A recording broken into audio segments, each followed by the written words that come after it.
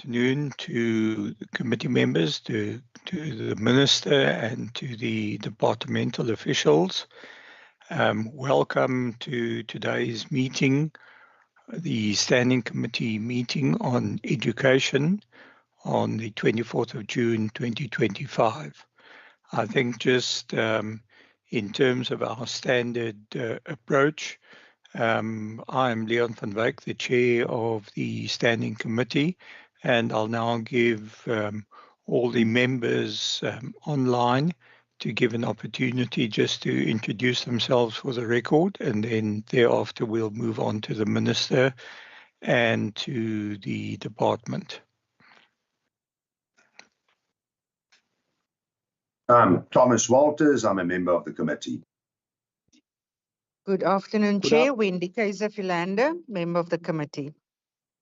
Good afternoon, Chair and officials. I'm Emery Boyson, a member of the committee. Good afternoon, Chair. Ferdinand Christians, a member of this committee. Good afternoon, Chair and everyone. My name is Rachel Bindvogel, standing in for member Khalid Shea. Good afternoon, Chair and committee. Donita Stevens, and I'm a member of this committee. Thank you. Thank you. I think that makes us a full quorum for this meeting. I think I'd like to welcome Minister David Mania to this meeting with us, and then if he could also just hand over to introduce the officials.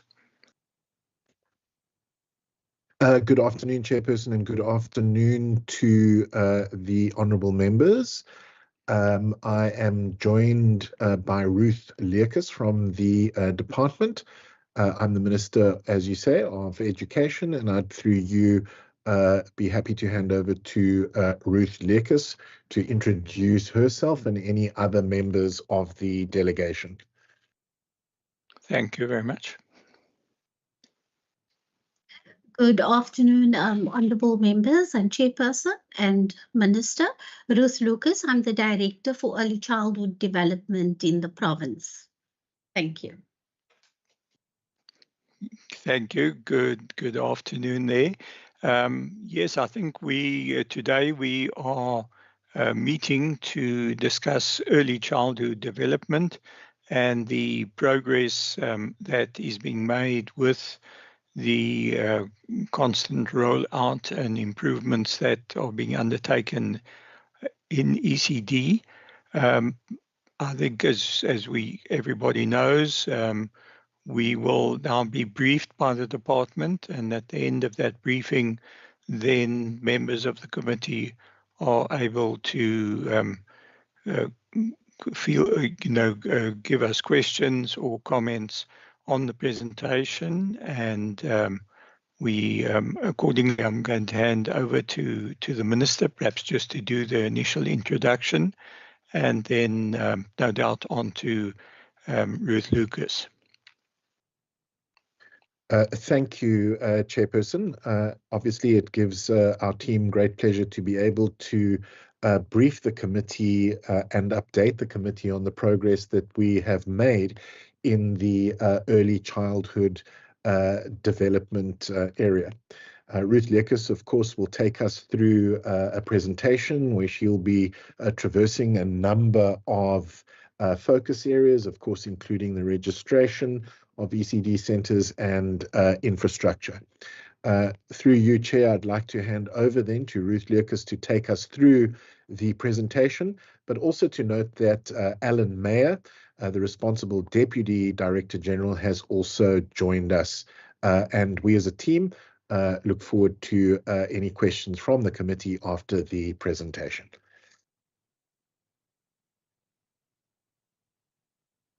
You can go ahead, Ruth. Welcome, Mr. Mayer.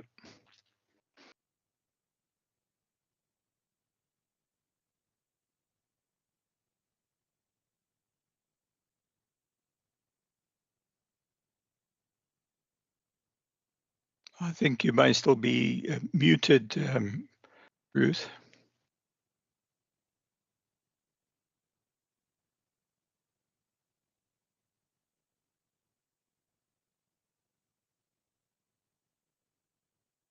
Yes, according to the screen, you're still muted.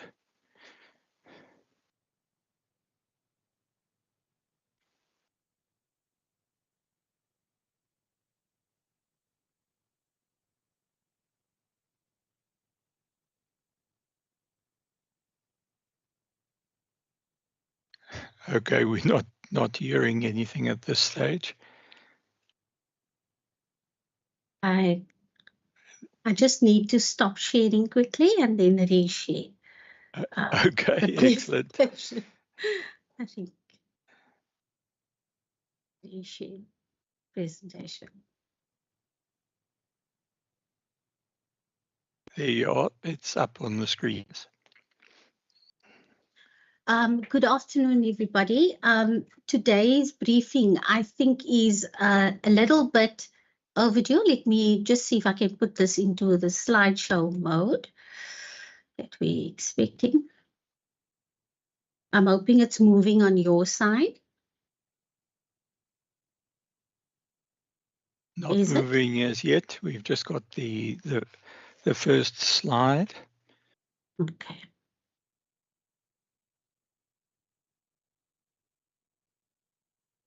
Let's see. Okay. Let's do this again. Let's see.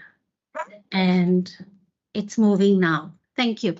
So this afternoon, I've tried putting it into the slideshow mode for us to be able to share. Hopefully, if we try something else, it might happen.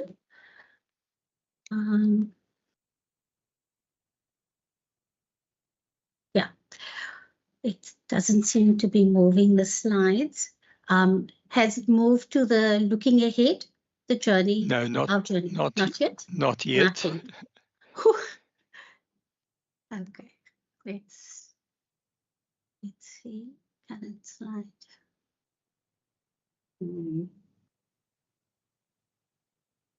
It's unavailable. Let's try again.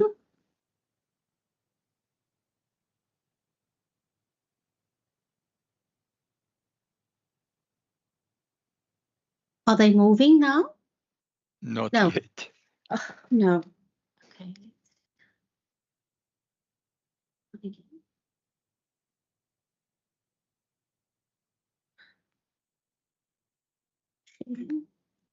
And I'll share again. I'm so sorry that I don't see. No problem. I think No, we've learned just over the years with teams that there's always a new trick that they have for us. Okay. Okay. Just thank you. Thank you for bearing with me. Standing committee, final one. Let's see if this works. It looks like it's preparing the slides now for viewing. Okay.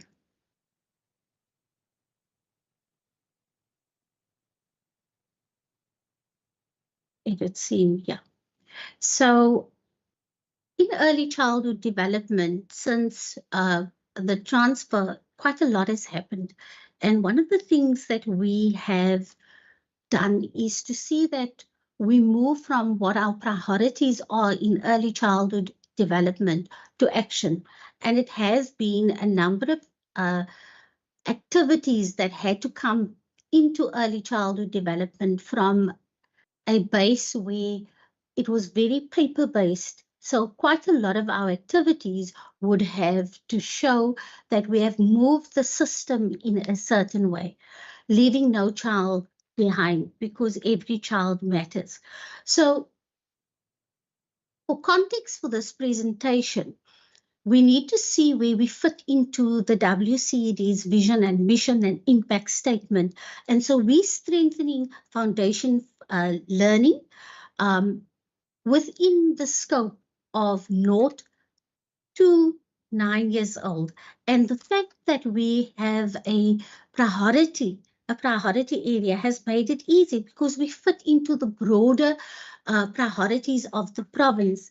And one of those areas is the movement of child well-being.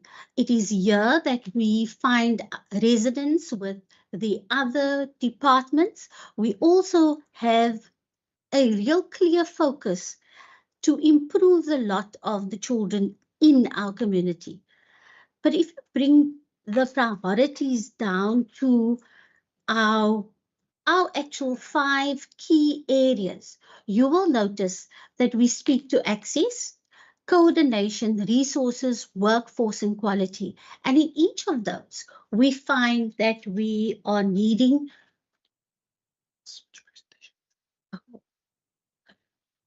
I believe that my presentation isn't showing. Can somebody confirm that you are seeing the presentation? Well, the presentation showing for me, we're on 5 of 30. Yes. So I'm seeing at the bottom left, I'm seeing Okay. that numbering, so it seems to be working. Okay, thank you. Then I was just informed that Okay. it doesn't seem to be working for the streaming. Okay. We can't, we do, Chair, Yes, Member Van Vogel. yeah, we can't see the presentation, so I'm not sure. Is it only me? The same here by me, members. It says a reload. I can see it clearly. Member Christians, I can see it clearly. Right. I think, also I can can't see it too. Chair. yeah. Member Boyson. I also can't see it, Chair. Okay. I wonder, should we just try and do a reload then, maybe? Okay, we'll try that again. Okay. We'll stop.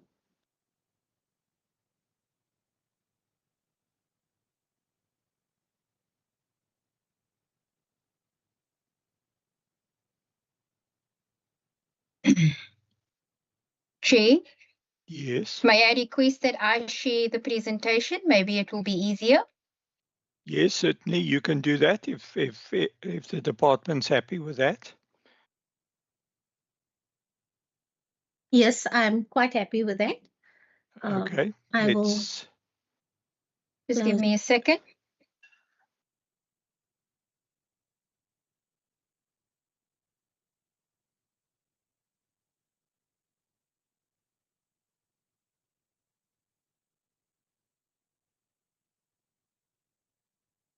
Okay, I'm seeing it now. So it's visible to everybody. So I think if we can just throw thumbs ups there from members. Okay, Member Van Vogel's fine. Member Stevens, are you fine? Member Boyson? I'm fine, Chairperson. Thank you. Good. Member Stevens as well. Okay, you're on your way, Ruth. Okay, thank you. Can we move to slide 5? Just hold on a second.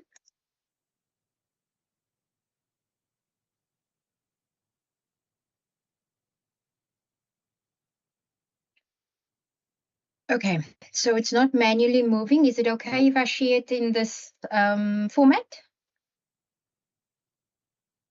Yeah, I'm sure. If everybody can see it, it's fine. We would have. Okay. So we at the 5 priorities that we are mandated under the 2030 Early Childhood Development Strategy to actually focus on. And so access for all children in the Western Cape has become a focus. If we look back, if we go to slide 6, and we just look back at access in terms of what our successes have been so far, we focused on the rural area in terms of the Western Cape, West Coast, and the ECK area. We looked at how can we bring the service to the child and in what format. Because we have a mixed model approach, it means that we have to see that we are able to, the child can access the early childhood development offerings that are given by WCD. We have, in this process, set up 2 toy libraries which are on wheels, and it goes into the farming areas to help young children in a play group setting where they come to the toy library for 3 to 4 hours, 2 to 3 times a week. And that has been quite remarkable for us, because we had done this in partnership with Learn to Live. It is also important that our registration, access is about registration. Our registration for members on the platform is a twofold registration. We have local government that has a congruent right to, with education, to see that registration of early childhood development, that we service the early childhood development sector in terms of getting all of our requirements in terms of health and safety, infrastructure, and also the norms and standards as prescribed in the Children's Act. We have simplified the process since 2024. The registration process has been impacted by various things, and one of them is the e-care system that has been rolled out for all unregistered sites, because we want to bring them into the regulatory net. We also improved capacity to be able to assist early childhood development centers on the ground. We also onboarded an online system for Schedule A, where we could collect the data of our registered sites. On eCare's unregistered sites, on our Schedule A platform, we have some of our unregistered sites also put their children onto the eCare system, but for our financing, we actually look at the registered sites, the funded sites. So we have done quite a lot. It isn't just a simplification of a registration process. It is about onboarding all of our ECD centers. By that, we went out into the field. We had road shows in all of our districts. We also employed our SSOs to help us. They were already helping us with registration, but they also needed to be onboarded. So the onboarding was for the eCare system and for the Schedule A. And now we can comfortably say we know where each child is that we fund. We also have major partnerships, because early childhood development has a long history of funders and donors playing a big role in the output or the running of early childhood development on the ground. We have then combined through our SSO meetings, our transferring of payments to them for registration purposes. You would understand that we have very limited officials, but the territory of early childhood development in the Western Cape is large. If we look at the number in the ECD census of 2021, the estimated number of ECDs in the Western Cape was 4,715. And so it also highlighted that we have more ECD centers outside of the regulatory net than inside. And so the eCare system for unregistered sites was developed based on that reason. We also had a new dispensation that allowed our registered sites, their registration to be extended right up until the 31st of December 2025, and the fully registered ones to 2026, so 31st December 2026. That enables us as a department to focus on the unregistered sites, to get them into the regulatory net by exposing them to the mass registration drive, and we will speak to that later on. We can go to the next slide. Thank you. Slide number 7 speaks to coordination.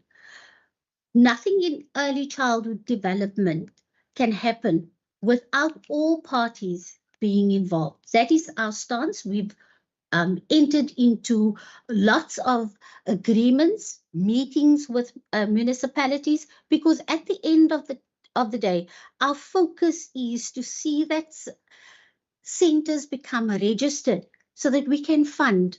We cannot fund unregistered ECD centers, so our job is to see that we get as many registered into the process. Our current projects, we teamed up with municipalities in Swellendam and Overberg to build early childhood development centers. We also have CIPLA, who has been great in building in areas like Vasantatral, like in Philippi. They have helped us to almost open the doors for learning for young children. And then, in order for us to be able to service each and every early childhood development offering on the ground, there is this need for partnerships, for donors, for us to be able to connect them to the correct partner that will help them and service them, not only in the registration, but just the improvement of teaching and learning within their sites. So our municipal engagements in terms of registration, that's where most of our time and our energy is spent. When we partner with municipalities within the province to actually effect the registration of the centers. So quite a lot of our time, our officials' times, are spent on just interacting with municipalities and helping and getting our centers to registration. Number 8.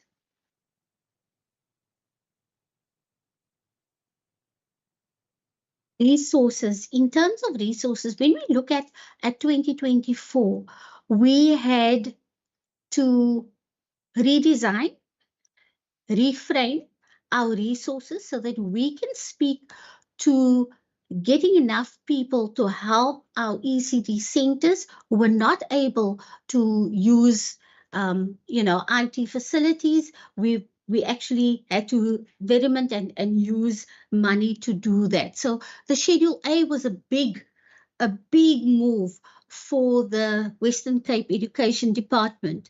It is in that sense that we can now clearly say that we know where every child is that is being funded for. We're in the process on the e-care system of getting all of our unregistered sites seen, part of that net.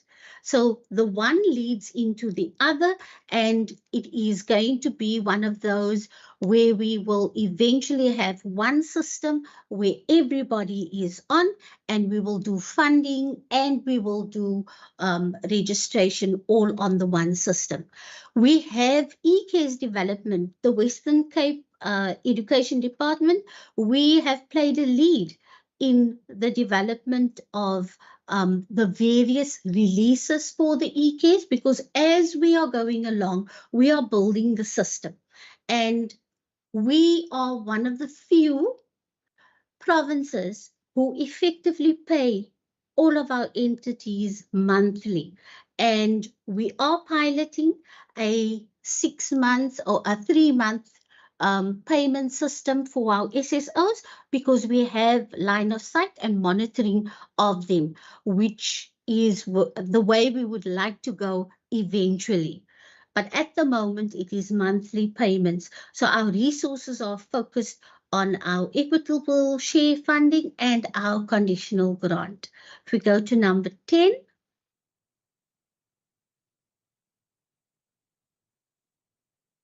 How do we speak to quality?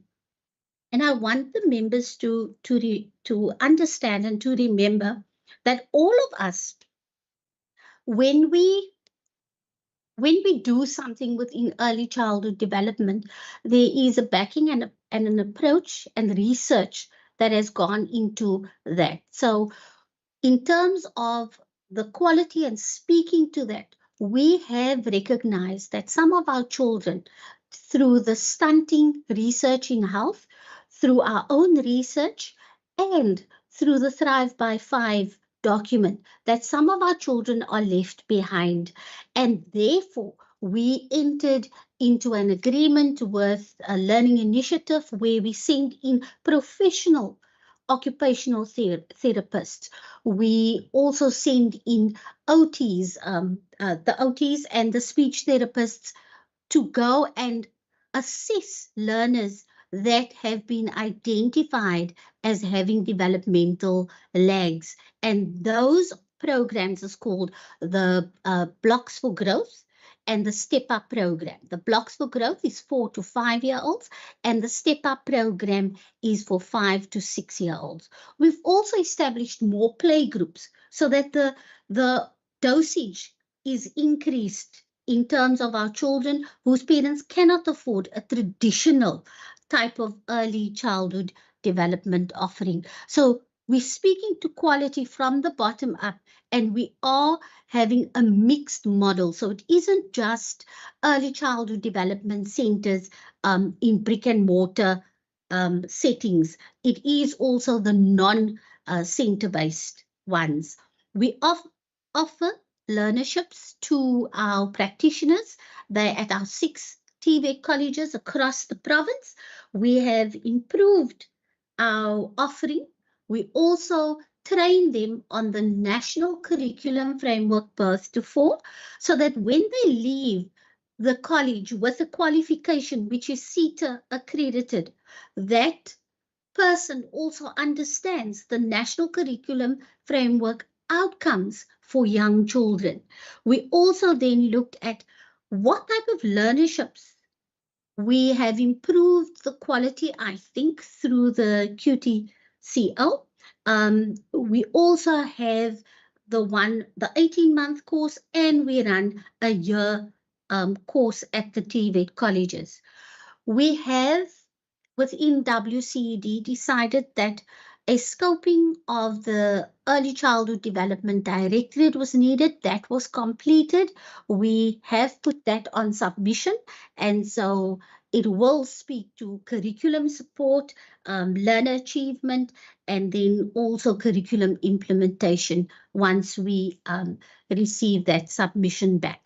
So let us focus on what we are, slide 11, let us focus on what we are going to be doing in this year. What is the focus for early childhood development? It is about data management. It is about having informed data and making informed decisions. So when I say informed data, it is about us extrapolating what that data means and what it is saying to us, so that we can give our service can meet the needs of what is on the ground. We also refining the mixed model approach. Now, center-based early childhood development has been around for very long, play groups, but we are redefining that so that it speaks to a specific niche of children that need that specific offering for early childhood development. Parenting programs within our designated programs, and also we want to support the national parenting program, because National DBE also runs parenting programs within the province.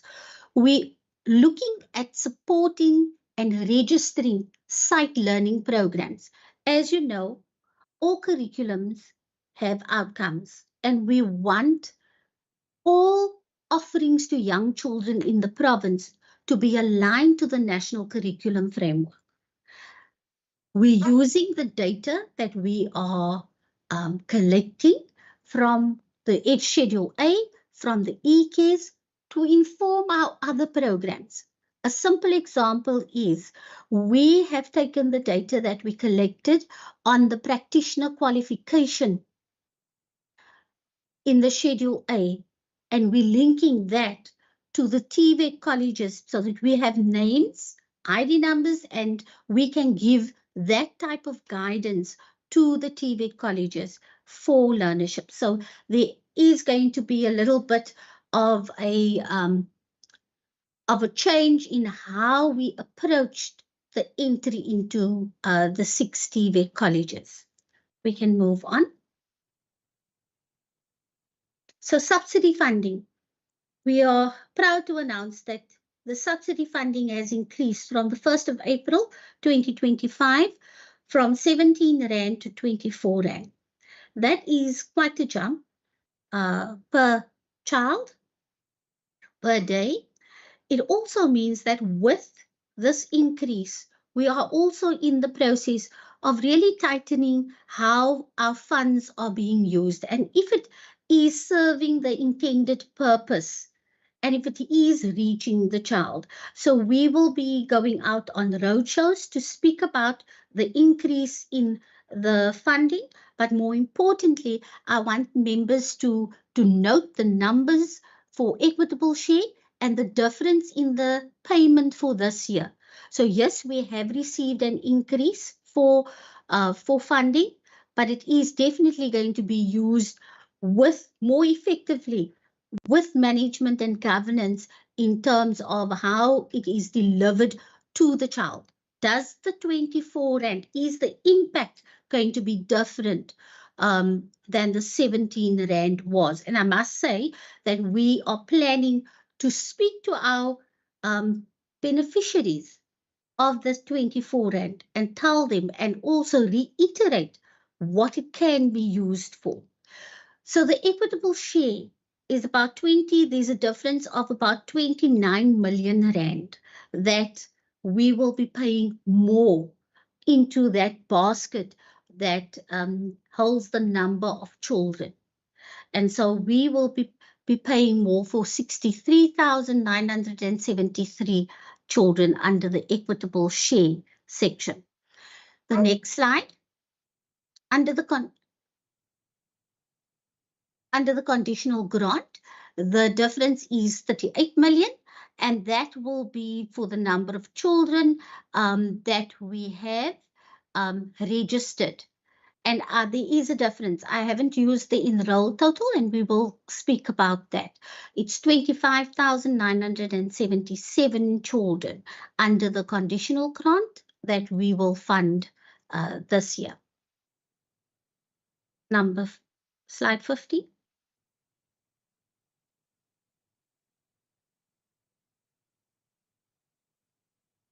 We had to look at our existing funded facilities, and because there is a new process of putting early childhood development centers into a priority zone, we had to look at all of our priority zones and see if the numbers of children that were never, and I must emphasize this, that were never sponsored or paid or funded for, their parents went through a means test. Those children are now going to be funded if you're in a priority zone. The next slide. The non-centered based offering will also see an increase in the number of children, and we have to emphasize that in all of our non-center based offerings, we also offer nutrition. So we spoke about the priority zones, which is slide 17. All of our ECD centers will be placed into a poverty threshold.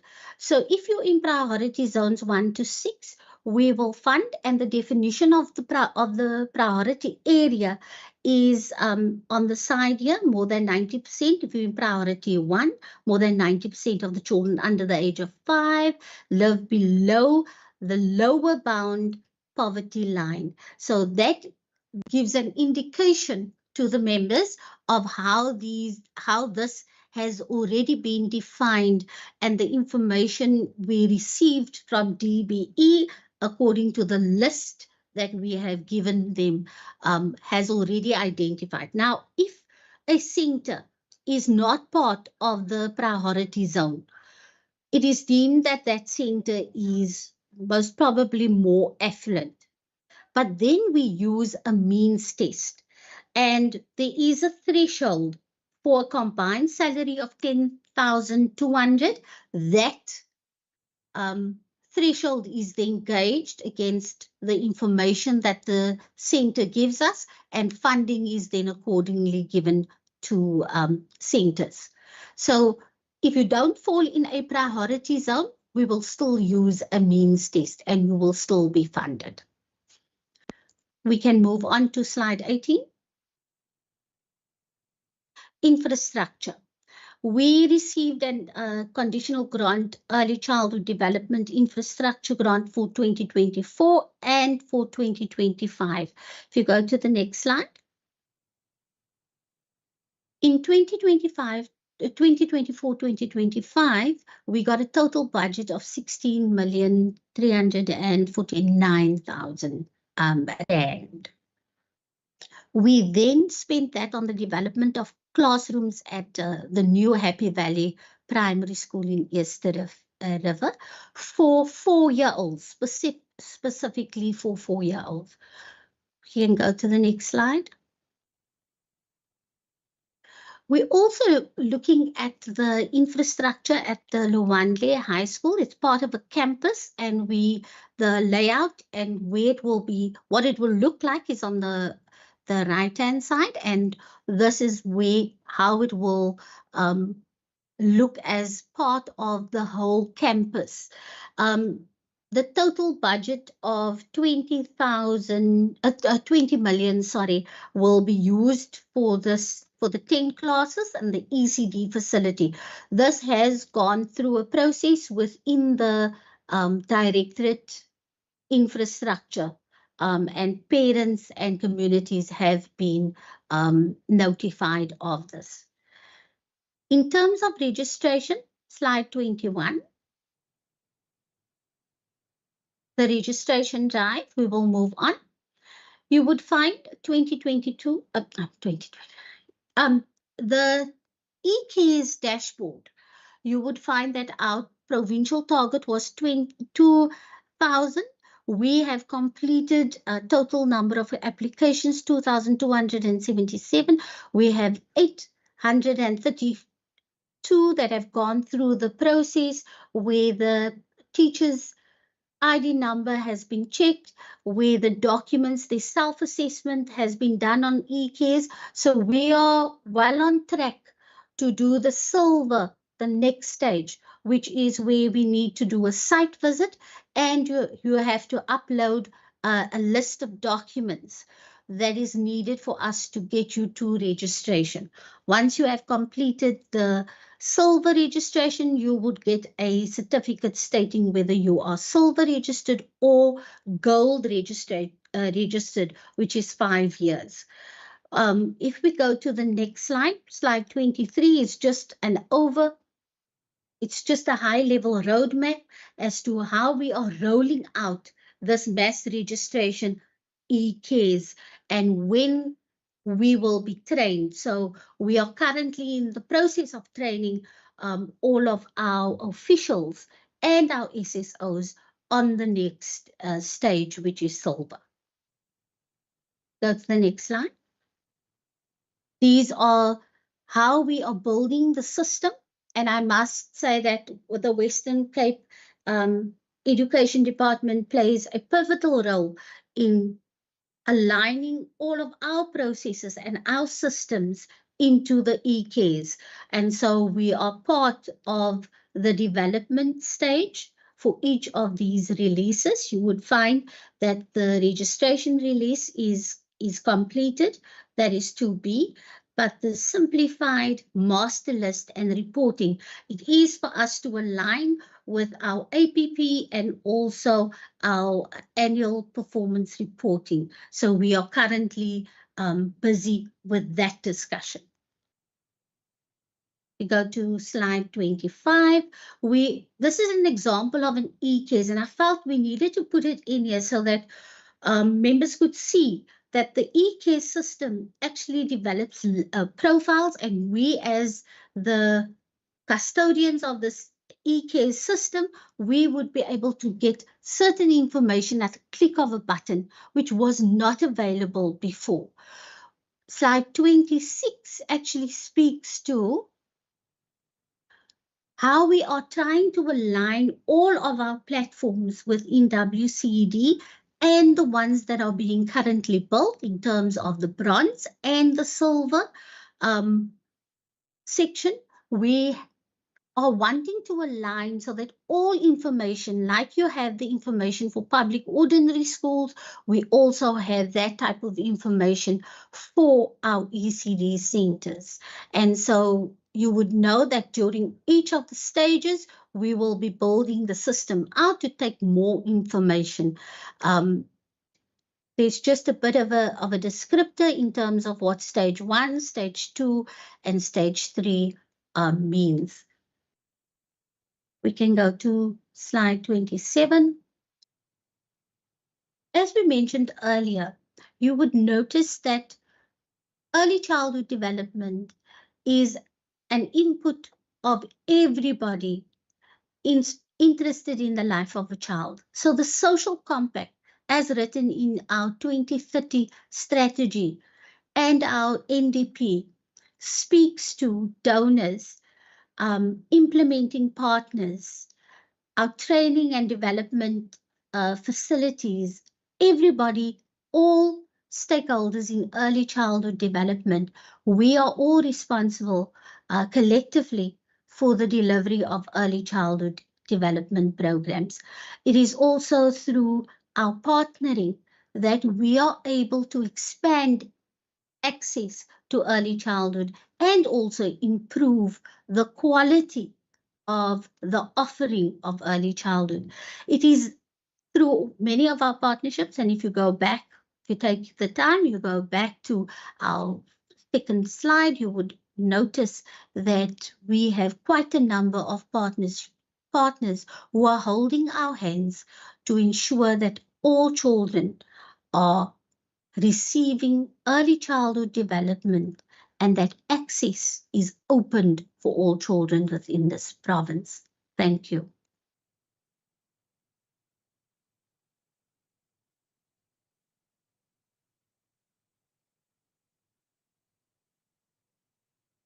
Thanks very much, Ruth Lucas, for that presentation, which certainly sheds a lot of light on the work that's been done within the ECD system.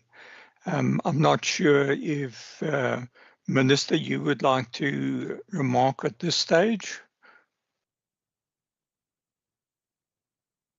Thanks, Chairperson. No, I'm covered.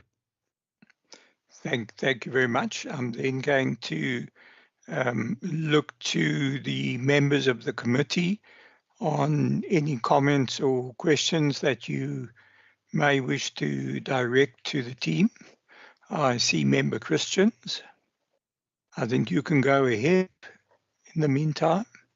Thank you, Chairperson. Chairperson, yeah, very good and in-depth presentation. And there's a lot to say about it, but it's, I think, a very good program.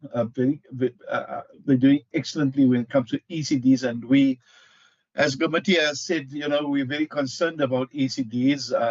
But I'm also glad that Mr. Lucas spoke about they're looking at, getting those who are not inside the regulations to get them in the unregistered ECDs. So I think that is a must.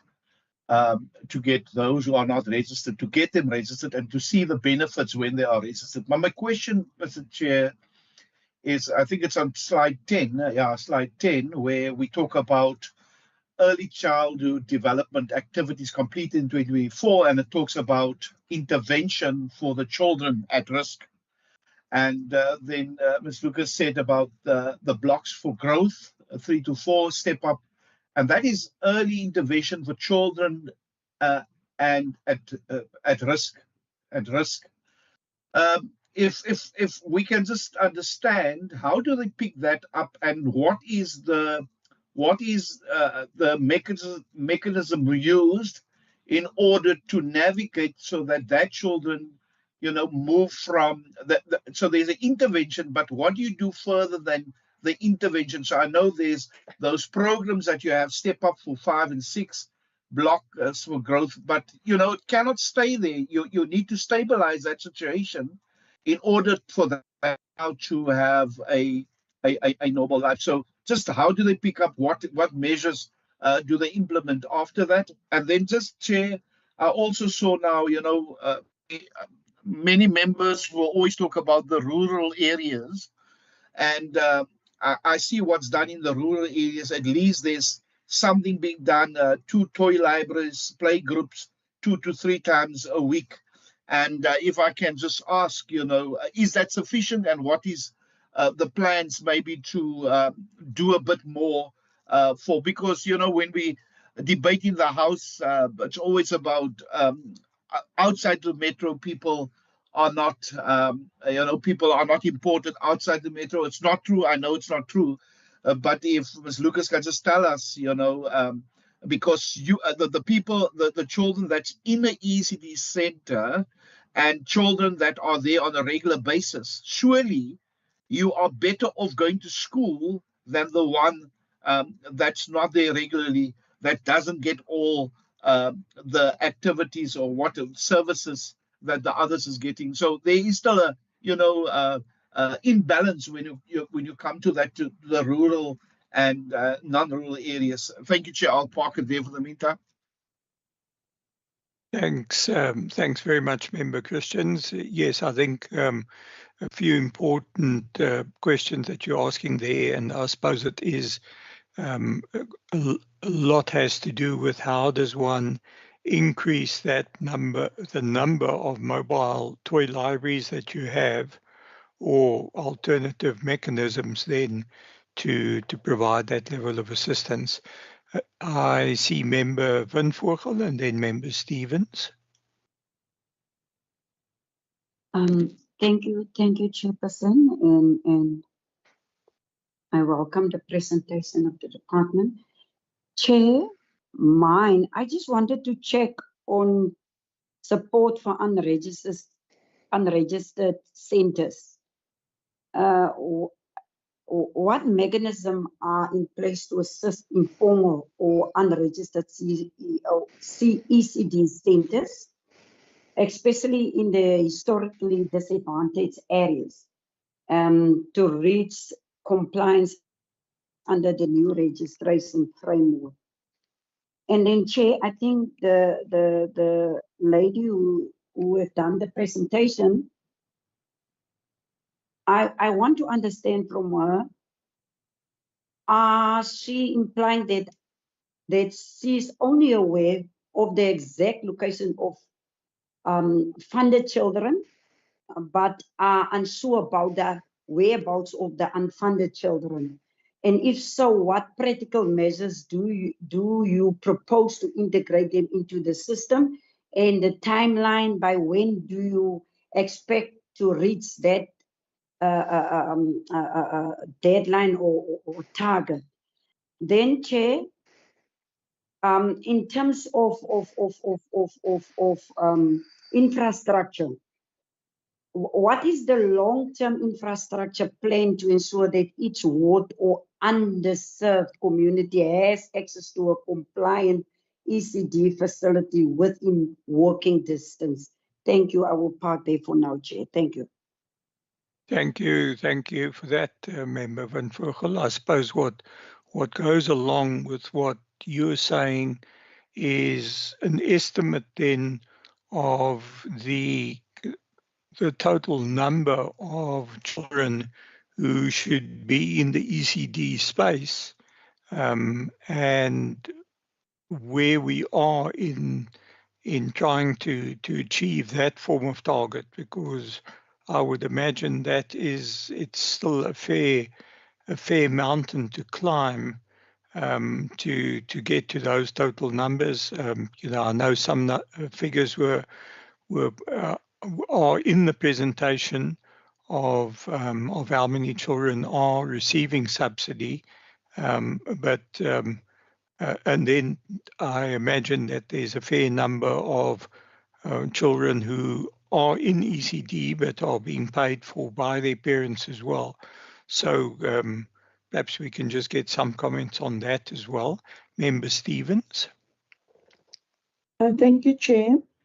On the point of Member Vin Vogel, I also would like to know how many new ECD facilities have been built or upgraded in the last 2 financial years? And what is the current shortfall in ECD spaces across the province? And how is the department planning to bridge this gap? And lastly, how is the department working to include unregistered or informal ECD centers into the formal system? Thank you, Chair. Thank you very much, Member Stevens. I think we'll hand over to Minister and the department at this stage for their comments there before we'll take the next round of questions. Thank you, Chairperson. If I could hand over to the department for a response, and if necessary, I will come in at the end of each tranche of questions. Thank you. Thank you very much, Minister. I think, Councilman Christians, the program is a very structured program in that we use municipal wards where we know, using some of the data initially that came out of health, where we find that children are lagging behind in terms of their developmental needs. So that is the area, that's how we choose the areas. We also then send in, before we allow a child into the program, the child is assessed by professionals and the parents are worked with in terms of the parenting program that runs parallel to working with the children. They also then get, in terms of support, holiday pack, things that they can do with their parents. What next? Once they're in the Step Up program, we have now, with Dr. Ellett, we're in discussions to actually monitor and almost do a longitudinal study, because they have baselines and they have the data of these learners to see how they actually progress into the foundation phase. It hasn't been done before, but we are planning to monitor how we can and move maybe those children that need to go to grade 1 from the Step Up program, and they're going into a public ordinary school. We can easily identify where they are once they hit CMAS in the year, their first year. So there is a plan to monitor them and to also maybe speak into where they land, so that we can have a continuity of helping them with developmental delays. Then is the rural area now offering of toy libraries sufficient? No, it's not. We would love to be able to fund more, but we also have to be cognizant of our budget, and our budget is to help, and fund ECD centers and playgroups. So we are looking into expanding that. And I think in our first slide, when we speak about access, that is our intention. And then when we speak to support for unregistered sites, I think the support under eCares, there are various ways in which unregistered sites are supported. You need to go onto the link, and we have our SSOs on the ground who know where the unregistered centers are. So there has been a lot of going to the center and saying you need to register on this link. You need to then they are supported by a WhatsApp group. They are supported by a call center that actually supports them in the process of their registration. We are hoping, and we obviously know that early childhood development has a challenge with pop-up ECD centers. We are trying to get as many of them into our regulatory net. Before we knew where they are, we knew where they are, but we didn't have much detail. And so with the bronze stage, we collect the basic detail of where you are, your coordinates, your geographical information coordinates for us to be able to say at a click of a button, this is a center unregistered, this is the name, this is the address, and a little bit more on the numbers of children, the teachers that are there, and have they been cleared. So those are just a few of the practical things. We have GIS coordinates for our registered sites. And as we are going along, we are building out the system so that we have for all of our unregistered sites. We might know about a site, but if we do not have you on the eCares platform, we won't be able to put you onto a specific map. So this is the process that we are in now. Long term, we would love to be able to say that in every ward, there will be a registered ECD center. But we also have to implore the public to be able to look at their centers. There have been centers for many, many years, some of them registered fully, some of them unregistered, and some of them registered conditionally. If you were registered conditionally, there were conditions for you to become fully registered. We need to start interrogating that because that would be on your registration certificate. Yes, we would love to be able to say that we have more registered sites than unregistered sites going forward. But it is a process. It has taken us not so long to get to where we are. We are hoping that the introduction of the eCares, the introduction of us being able to know where you are will help us and help municipalities going forward. I think I'm not sure if we covered everything, but I'll hand over to the Minister and Mr. Mayor. I see Mr. Mayor. Thank you, Chairperson. Yeah, and good afternoon to all the members. Just to add on to what Mrs. Lucas has indicated, the early intervention is really a step in the right direction. We've had engagements with the Department of Health, who indicated, that they pick up this incidences of learning backlogs much earlier than what we have access to the child. And so when the child first presents at a clinic, with the parent, that is when they first see that there's a potential, or the initial checks that they do, they may see that there is a potential learning gap with a learner. And so we had a discussion about how do we actually get a view of that data. But having a view of that data without a process built within our organization would have not meant much. So we actually then went back to the CS document that actually talks to how do we refer a child to a special center or a special school for additional support.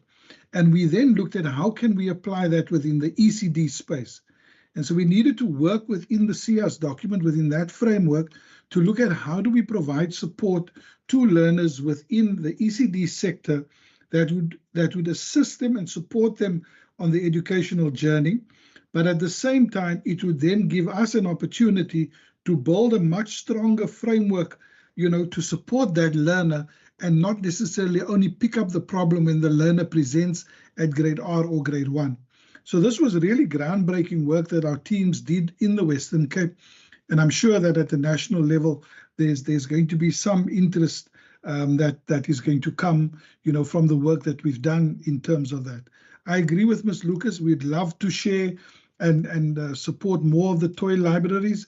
But again, just recently in my area, The local councillor, for example, had a meeting with ECD centres and provided some much needed, materials to ECD centres.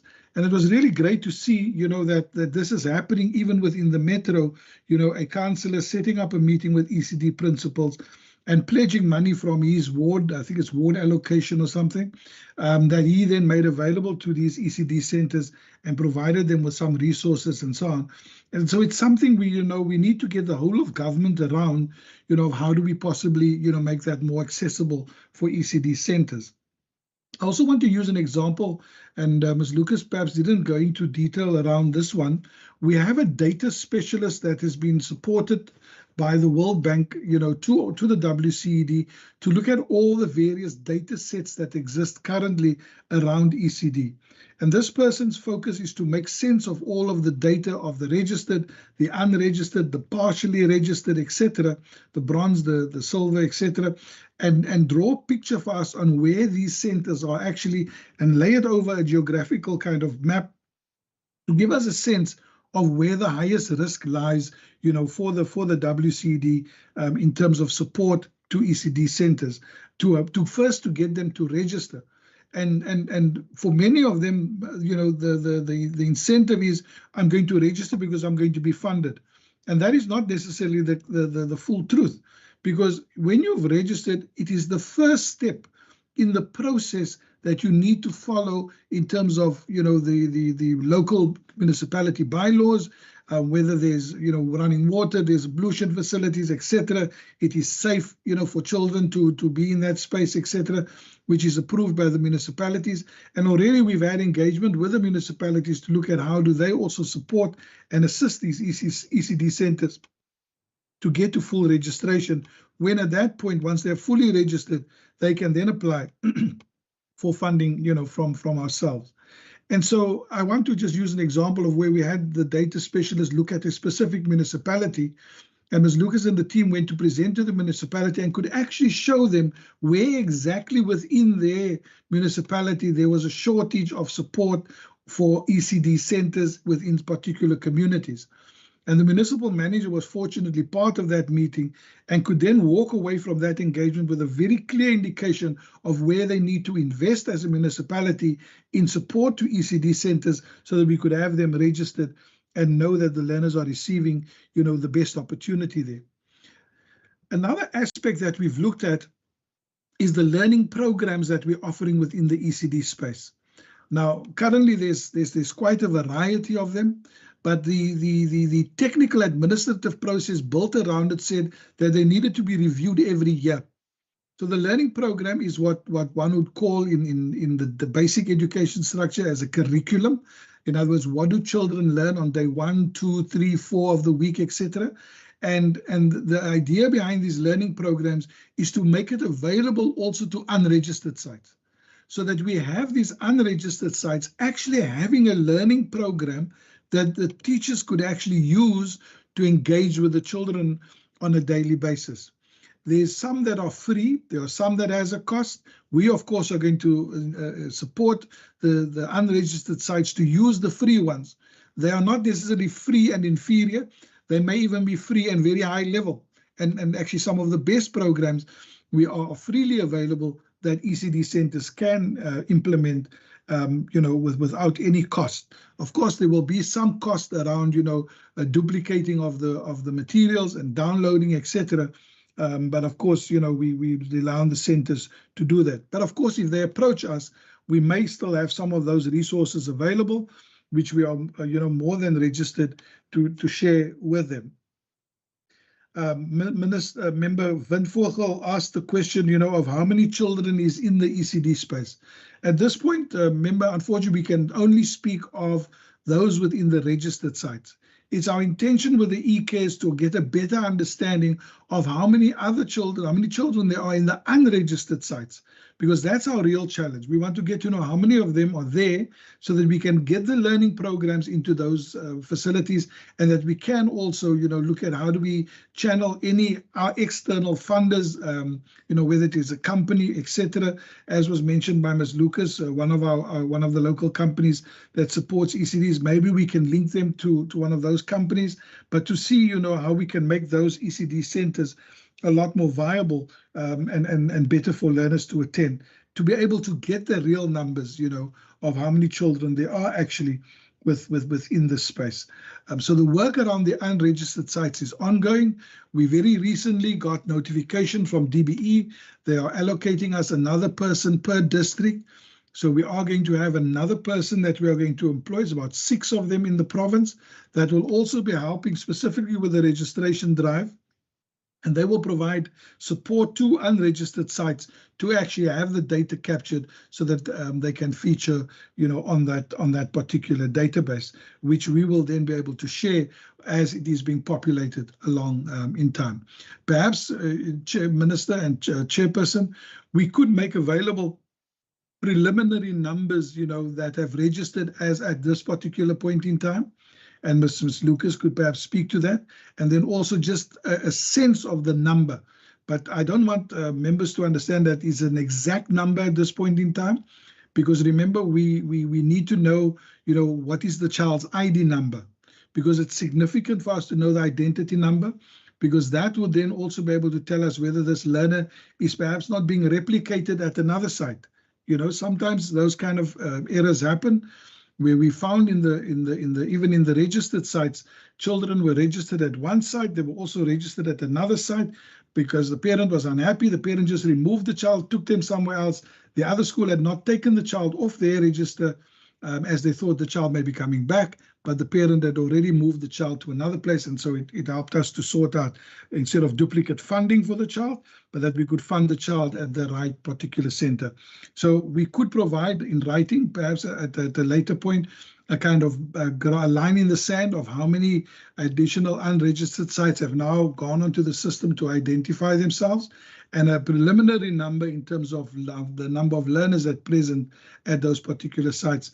But I want to really stress, Chairperson, it will be an indicative number at this point in time. It will not be cast in stone. We will come back at the end of the registration project where we will be able to give those exact numbers to the honourable members. Thank you, Chairperson.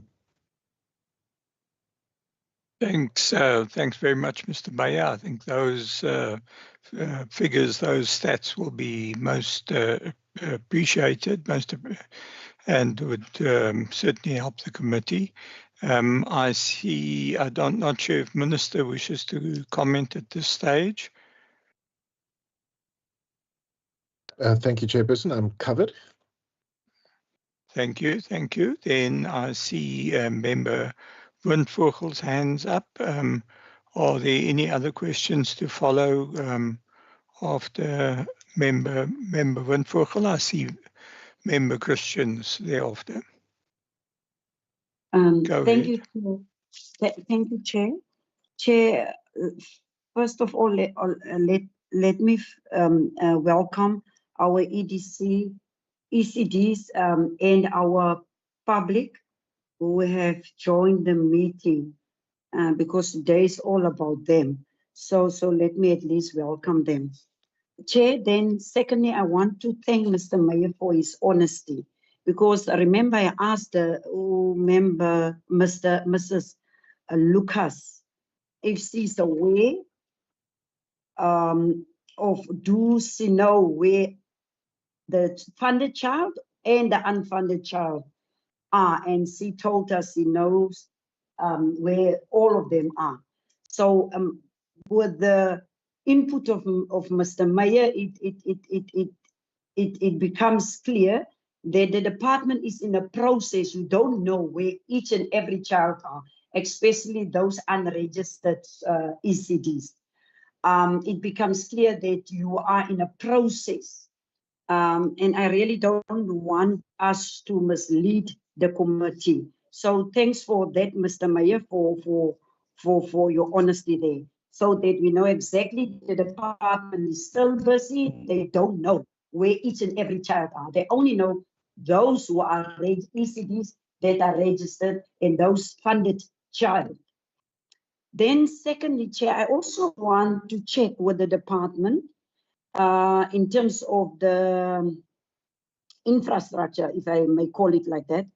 There was 299 ECDs between 2020 and 21 in 2024-25 renovated and 8 new ECDs built. What was the budget allocation for each of the 8 new ECDs and then the renovation on the 229? If the department can perhaps also give us that information. And I really welcome the fact that Mr. Mayor is actually saying they will provide more details up until now in terms of the unregistered ECDs of children. Then lastly, Chair, I just wanted to check, because Swellendam is a very small town, and I think Mrs.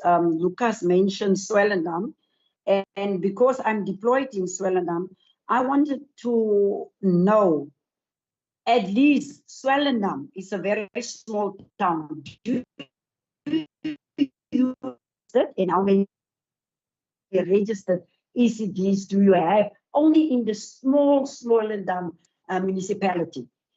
And then lastly, on the IT side, I think it's the let me park there. Thanks, Chair. Thank you, Member Van Vogel. Member Christians. Thank you, Chairperson. Just I wanted to ask in the first round, just to ask. I know on the slide 10 they spoke about learnerships levels 1, 4, and 5 accredited, and it's an 18-month course, and then also that's specifically for youth and people with disability, females. And then there's 6 TVET colleges that trains, I don't know what you call them as a coach, educators. Let's use that for a word. I don't know what they call them, but those that take care of our children, of our early development children, are all of them trained? And is there a survey done to see who's not trained and who is trained? Because they work with, children 3, 4, 5, 6 and prepare them for school. So I just want to know, is there that survey done to see if everybody's trained, not trained? You must be trained. And did the department come to places where people are totally not trained, and what do they do in that situation? Because like we said, this is the most important part of a child's life if they're going to succeed. And in the developmental stage, it's so important to get the right education before they integrate one. So just if we can just get maybe just some background on that, because I would feel very, very satisfied if I know that the trainers or the educators are trained to deal with these learners, and all of them are trained and upskilled all the time. Thank you, Chair. Thanks very much, Member Christians. I'm now going to hand over to Minister and to the department. Thank you.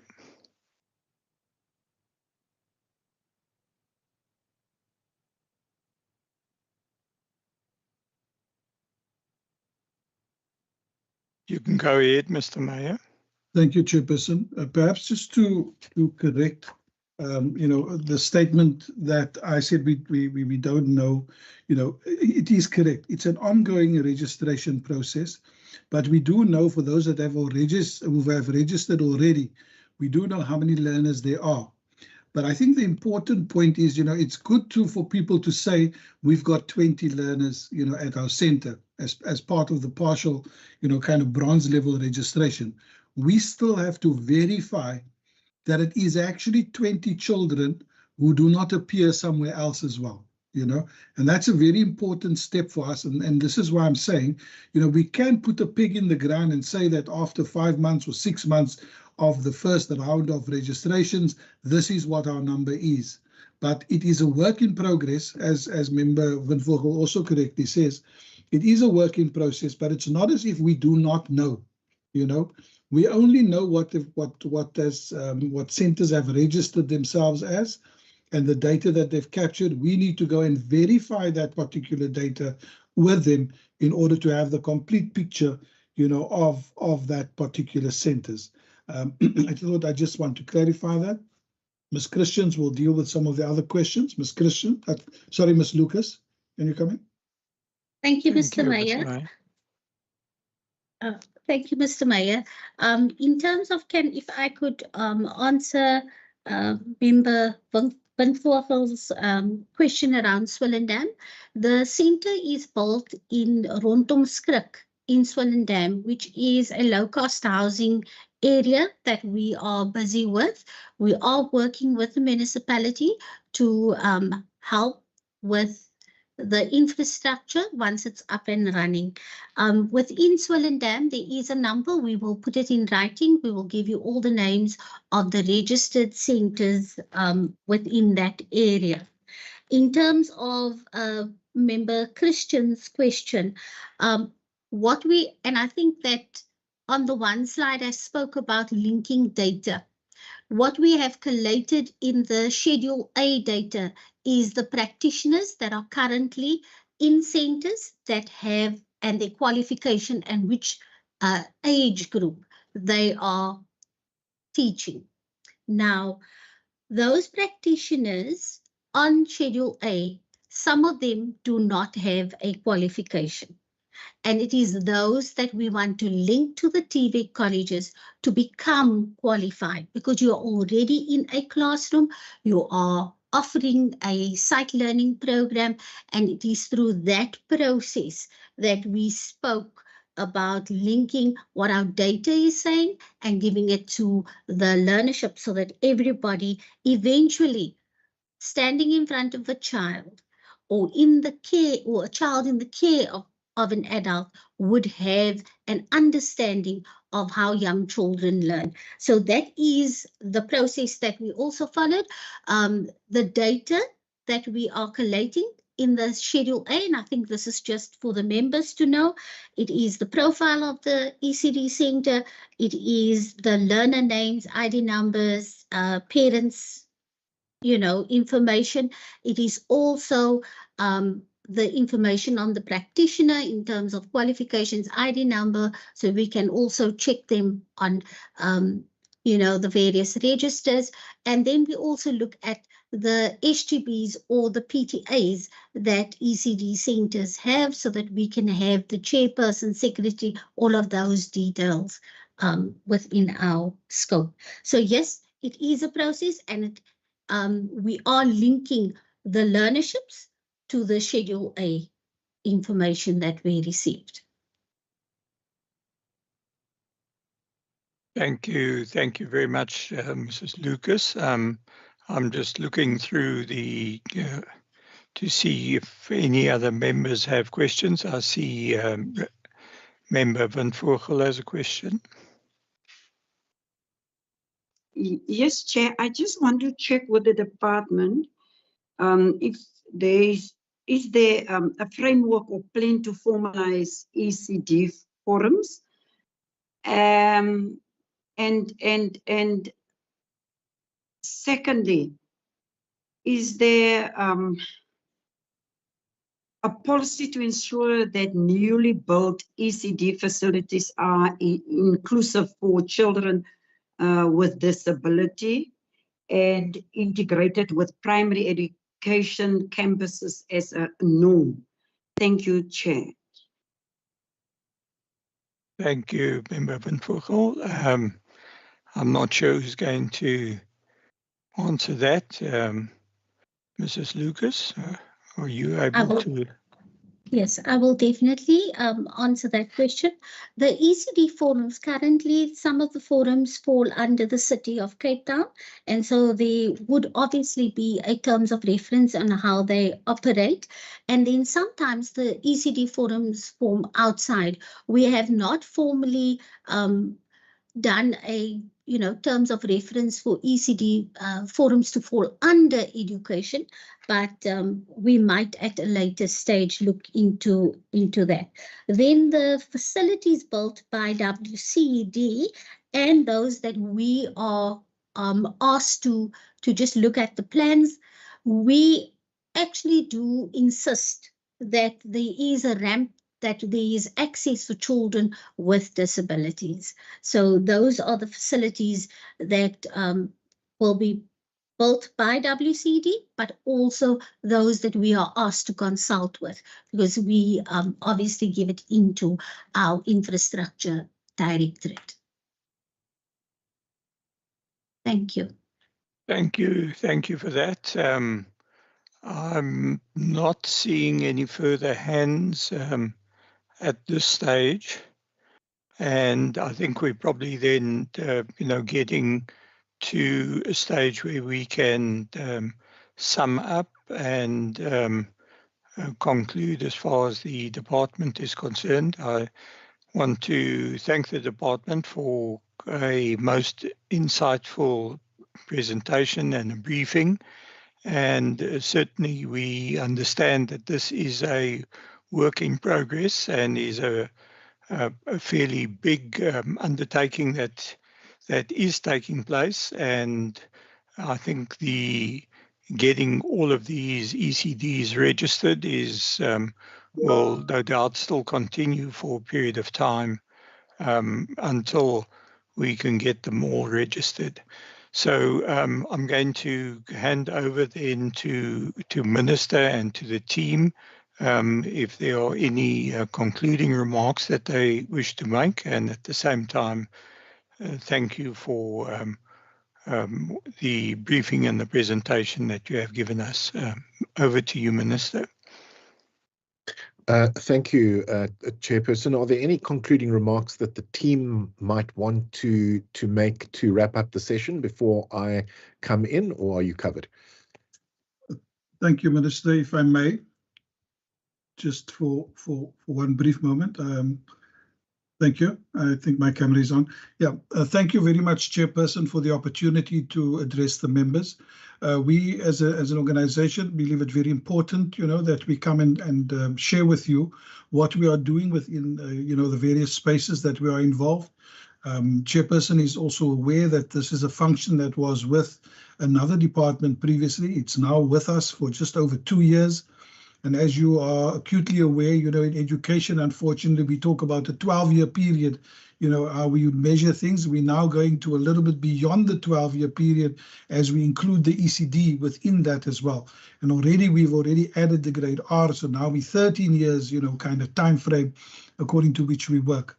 We are very optimistic with the work that we have been doing over the past 2-3 years with our ECD. As Ms. Lucas has indicated, we had a work study done to see whether our team is ideally suited and ideally geared up and resourced, to manage this particular portfolio.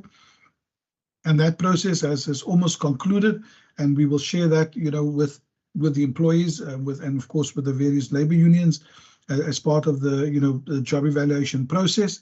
But we've done those things because we do acknowledge that it is a definite part of the education department and one that we believe is very critical to further and future success within the system.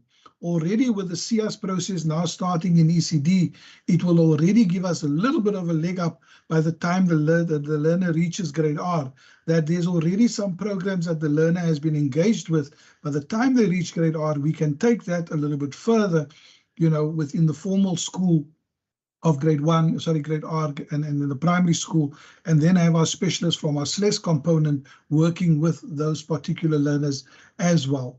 So it is an extension which we regard as being significant, and I think one that will only give us more benefit further down the line, because some of the problems that we pick up, we are actually able to address if we found out earlier about the learning deficiency. This process that we've opened up around CIAS within the ECD, early identification of the learning lags and challenges, that we address it earlier and that we may see a better output by the time the child reaches grade R, grade 1, etc., and not necessarily require that heavy intervention of our specialized learner and support members within the sector.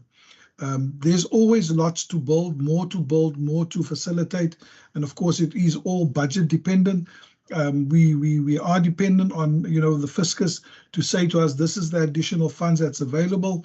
And of course, we will use that, very carefully and ensure that the best benefit is derived in those communities, where we see the significant gaps, that we are able to then go in and make an intervention in those particular communities. Chairperson, we are open to any further written questions members may have, and we will, be very studious in terms of responses to those questions as we receive them from the members. But thank you very much for the opportunity again, Chairperson. Thank you, Mr. Mayor. Chairperson, from my point of view, I think you sum it up very well. Expanding access and improving the quality of ECD is, as you correctly say, a very big undertaking.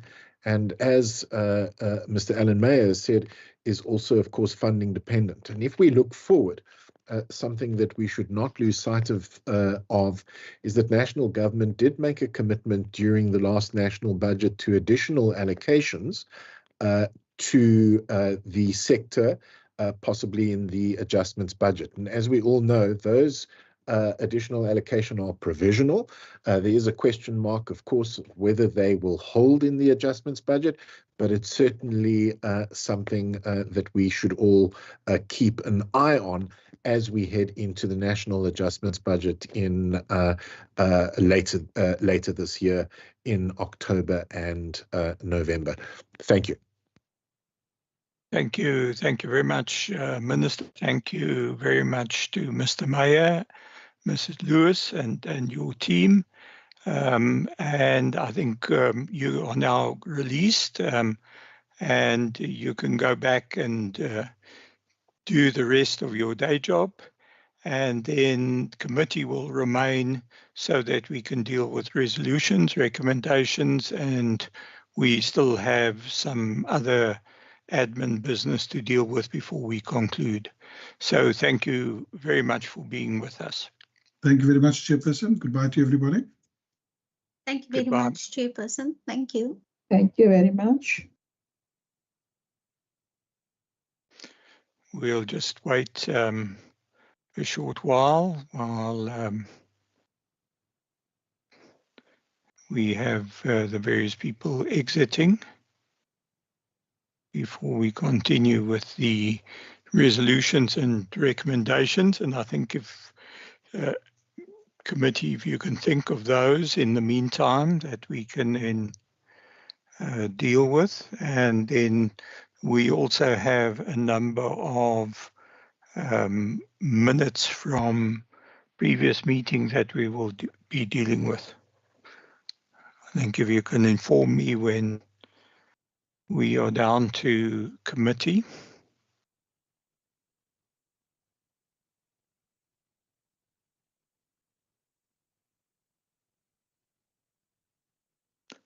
I see you, Rasima San-Musa. Chair, we can start if you'd like me to take down the three, inform of the three recommendations that I've captured during the meeting. Yes, I think if you can start with that, then we can deal with those. Okay.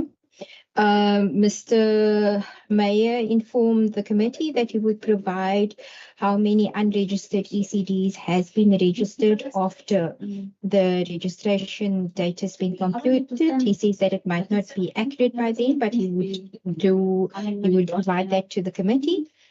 Also, the training of the ECD teachers, that information to be provided to the committee, and provide all the ECDs in the Swellendam area was the request that came from member Van Voorgel's question. Okay, thank you very much. I see member Van Voorgel's hand and then member Walter's hand.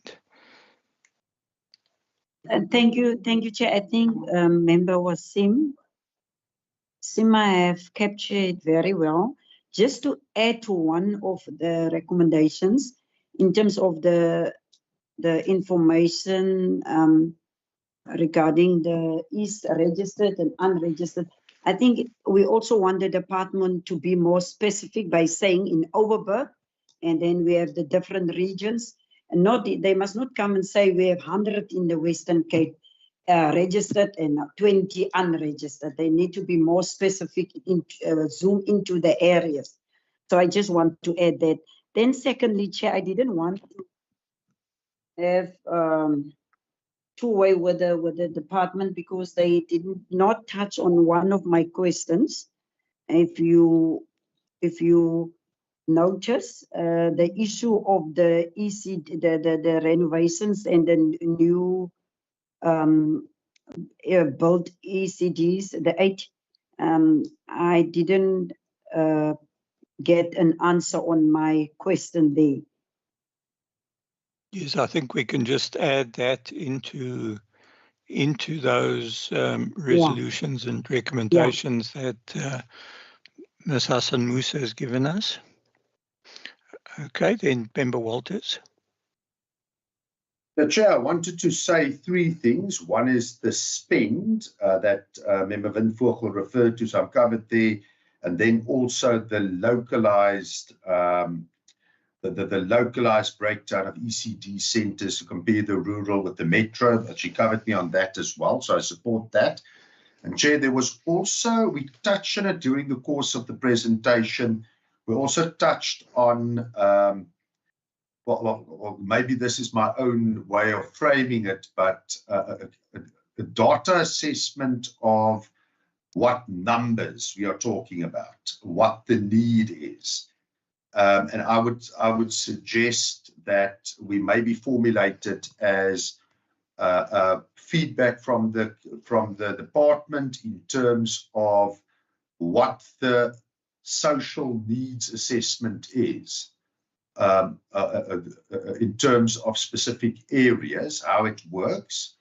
So yeah, maybe formulate it like this, just feedback in terms of how they assess the need in communities and how that influences the encouragement of ECD centres. I don't know whether that's a good phrasing, but that's the best I can come up with.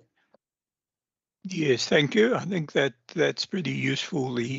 I must say the one aspect that struck me as well is that this is certainly work in progress, and I think Mr. Meyer to some extent alluded to the challenge that is still ahead, bearing in mind that you've got 12 school years and that you've now got a 13th year with grade R.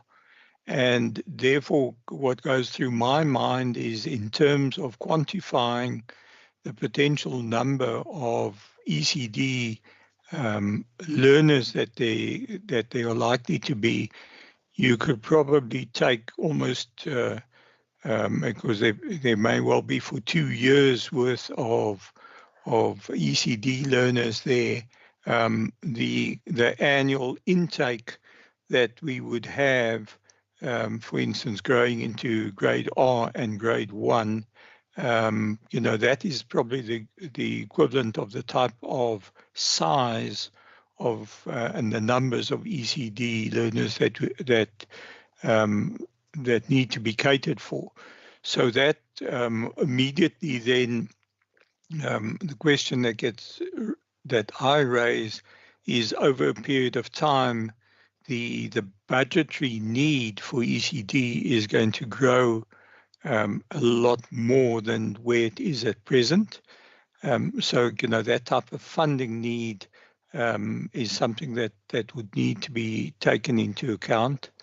And then also, we've touched on it to some extent, the need for mobile toy libraries. And there, I would imagine there is certainly an opportunity for donor funding to come into that space to assist in kitting out ECDs.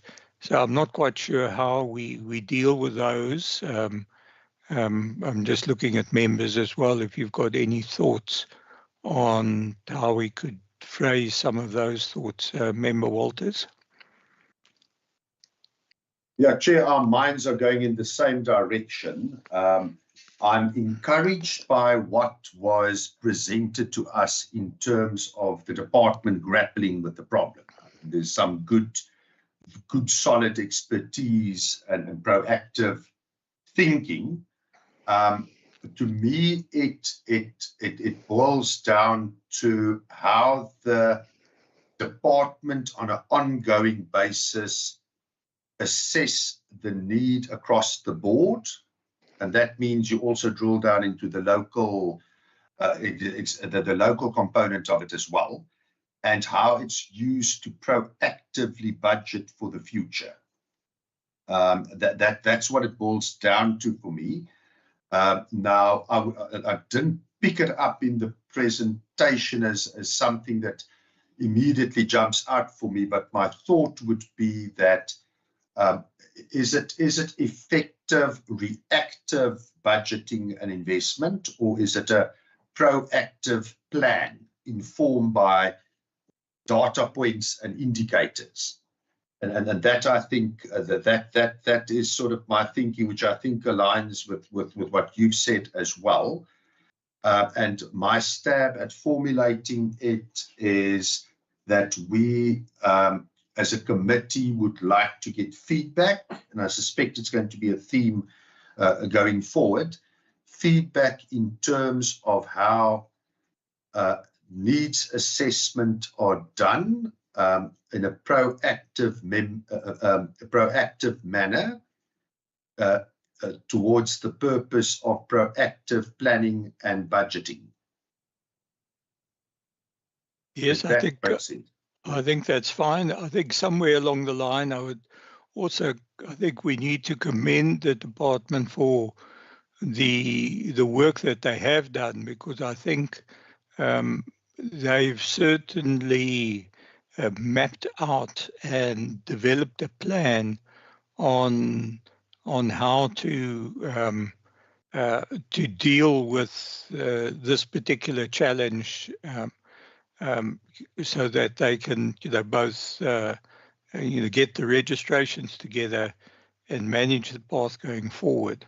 I don't know if procedural officer has managed to capture it, or will be able to craft something out of what we've said there. No problem, Chair. All sorted. Okay, thanks. We can certainly then get that together. I'm not sure if there are any other aspects of resolutions and recommendations from this session that any of the members have. Not seeing hands, so I imagine that's all acceptable. We can then move on to dealing with the minutes of some of our previous meetings. I think there are possibly about 4 of them, procedural officer. So we've got Tuesday, the 20th of May before us.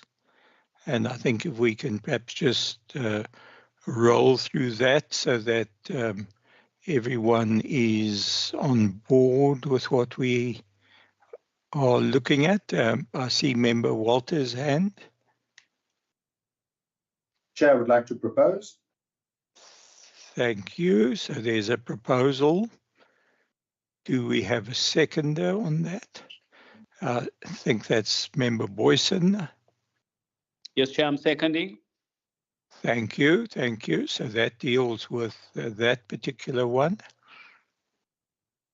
We then have the 27th of May, which is, we looked at the quarterly performance report for the 4th quarter. So that brought us to the end of that financial year up to March 2025. And I see members Boyson and Walters. I propose, Chairperson. And I second, Chair. Thank you very much. Our next one is the 4th of June.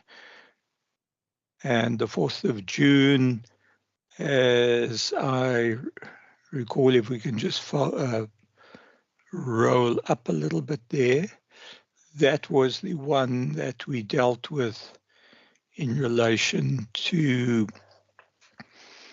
I think that would be the infrastructure, or is that the appropriation bill? Okay. That's appropriation. I see Member Walters. I propose, Chair. I'm seconding, Chairperson. Thank you, Member Boyson. Then I see Member Christians. It's fine for you, Chair. They're too fast. Okay. Right, okay, then I think have we got a fourth one as well, Ms. Hassan Musa? Chair, those are the three that were circulated to the members. Okay, excellent. Okay, so my counting is faulty today. Thank you very much. Member Christians, I see your hand is still up. No, I'm waiting for it to go down, Chair. I'm fine, thank you. Okay. So you've got the problem of the slow hand today. Okay, I think we've dealt with all of the matters on the agenda. Just wanting to confirm that with procedural officer. Yes, Chair, we've dealt with everything that's on the agenda. This Okay. is the last meeting, and then we'll go into constituency period. Right. Okay. I think that is so, and then I think we come back in August. So I see the time is 14:41. So we are then adjourning the meeting as of now. Thank you very much for attending, everyone. And I think there are probably a number of us who will be reconvening as members of the Health Committee tomorrow morning. Thank you, Chair. See you all. Bye-bye. Thank you. Thank you very much. Bye-bye.